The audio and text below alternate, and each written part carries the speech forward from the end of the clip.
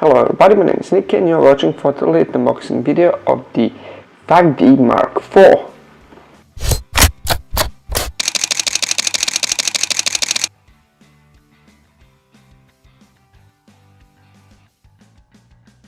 Now first thing, when we open the box, here we have the instruction manual and the warranty card and discs. And then here is the USB cable. It's a 3.0 power cable, power charger. This is for the standard batteries that have been used since the 5D Mark II. Then here is the battery, neck strap, and the eyepiece, which surprisingly does not come attached. And then here we have the camera itself.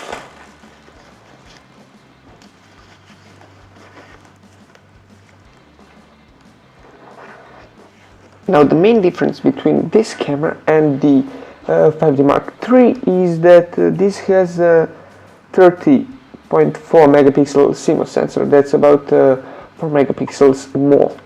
It has a Digic 6 processor, a Digic 6 Plus processor, and it can shoot 7 frames per second, while 7D Mark III could shoot only 6 frames per second.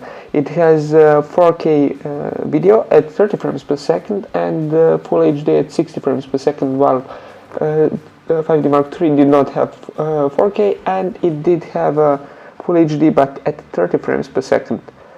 The ISO goes up to 32,000. Now this is not a full stop more, but you do have 8 megapixels more on this camera, so it's kinda appropriate for it not to have even a full stop more. But the images that come from this camera will be a bit more cleaner, with a bit less noise than with the 5D Mark III. It has obviously dual pixel AF, and it has Wi-Fi, NFC, and a GPS. These are all the features that 5D Mark III did not have. Now, ergonomically, it's basically exactly the same as the 5D Mark III. It feels the same. It is a bit lighter than the 5D Mark III, but these are not really the major differences. One difference is this joystick is well, new, and you have this button here. This is so that you could change your AF.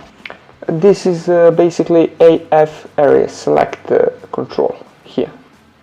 Now, just like the 5D Mark III, it uses SD and CF cards. This is something that well, a lot of people don't like about the 5D Mark IV because it does not use CFast cards, which it should, because it is recording 4K video. Now here, let's go to the ISO speed setting. You can set your auto ISO. You can set your ISO here, or you can just set it by pressing this button. And now, in terms of the ISO range, you can set it here to the minimum. You basically just go here to first, then to the second for the photos, and then ISO speed range. Here you have the minimum of low, which is 50, and the maximum of high H2, which is 102,400. But probably you should stick to the 32,000. Then you can set your auto range between, for instance, if you are shooting at high speeds, then you maybe want to set it to the minimum, even to the something higher than 100, and you can set maximum to at 32,000. You have a dual pixel RAW. This is so that you can do micro adjustments with your focus after you have taken the shot.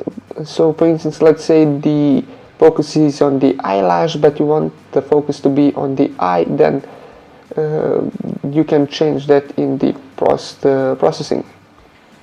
Now, nice feature of this on this camera is that you can set your minimum shutter speed. You set it by clicking at minimum shutter speed, then go to the manual, and then you set it to, for instance, if you're shooting sports or wildlife, maybe you don't want to shoot ever under 1/1000. Then you click here, click OK. Now, in terms of the image quality, you can set it at RAW at full size, and you can set it at medium and small RAW, and then you have JPEGs anywhere between 30 megapixels and 0.3 megapixels.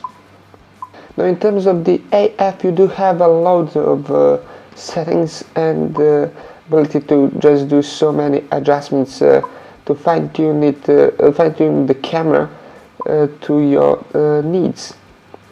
This camera has 61 AF points, of which 41 are cross type. Now you can set it, for instance, to have all AF points available only cross type, or 15 AF points, or just 9 in the arrangements that you can see.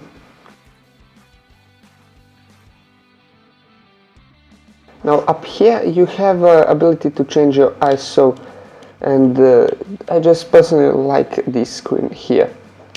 You obviously turn it on by pressing this button. Your ISO and exposure compensation is here, your drive and AF button is here, and your white balance and metering mode is here. Then here you have a mode dial. You have auto, P, TV, AV, manual, bulb, and C1, C2 and C3. You're watching Photolit. If you enjoyed this video, leave a like, comment and subscribe. And until the next time, goodbye.